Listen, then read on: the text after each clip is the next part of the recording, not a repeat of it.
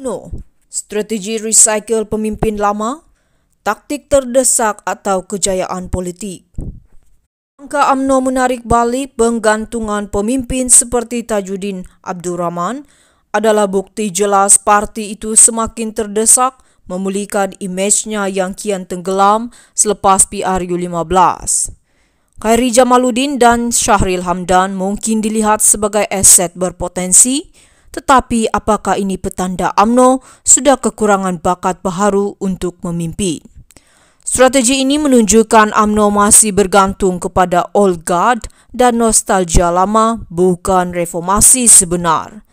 Lebih penting tindakan menggambarkan retorik kesetiaan kepada parti sebagai percubaan untuk menghapuskan kritikan terhadap Zahid Hamidi.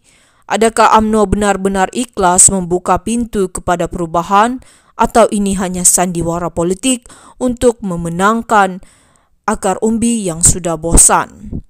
Di bawah kepimpinan Zahid, UMNO bukan sahaja kehilangan sokongan pengundi muda tetapi juga gagal menawarkan visi segar.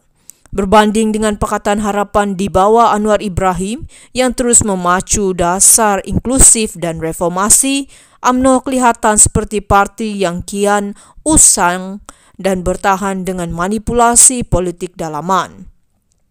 Soalnya sekarang, adakah rakyat akan membeli strategi lama UMNO ini atau akan terus memilih gabungan yang memacu masa hadapan dengan realiti bukan sekadar nostalgia?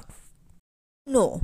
Strategi recycle pemimpin lama, taktik terdesak atau kejayaan politik. Langkah UMNO menarik balik penggantungan pemimpin seperti Tajuddin Abdul Rahman adalah bukti jelas parti itu semakin terdesak memulihkan imejnya yang kian tenggelam selepas PRU15.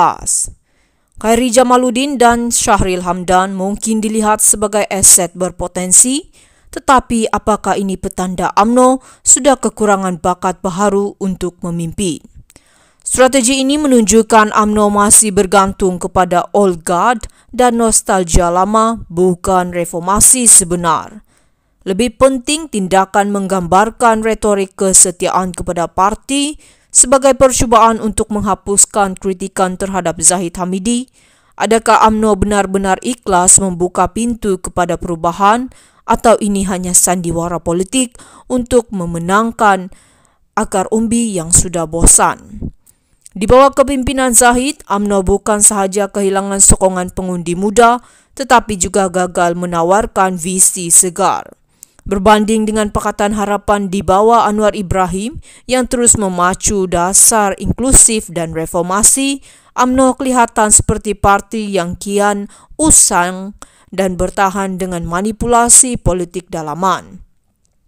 Soalnya sekarang, adakah rakyat akan membeli strategi lama UMNO ini atau akan terus memilih gabungan yang memacu masa hadapan dengan realiti bukan sekadar nostalgia?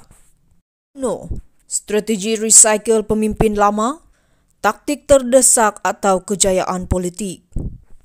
Langkah UMNO menarik balik penggantungan pemimpin seperti Tajuddin Abdul Rahman adalah bukti jelas parti itu semakin terdesak memulihkan imejnya yang kian tenggelam selepas PRU15. Khairi Jamaluddin dan Syahril Hamdan mungkin dilihat sebagai aset berpotensi, tetapi apakah ini petanda UMNO sudah kekurangan bakat baharu untuk memimpin? Strategi ini menunjukkan UMNO masih bergantung kepada old guard dan nostalgia lama, bukan reformasi sebenar. Lebih penting tindakan menggambarkan retorik kesetiaan kepada parti sebagai percubaan untuk menghapuskan kritikan terhadap Zahid Hamidi.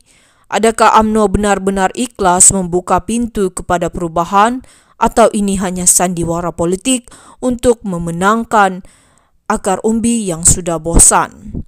Di bawah kepimpinan Zahid, UMNO bukan sahaja kehilangan sokongan pengundi muda tetapi juga gagal menawarkan visi segar.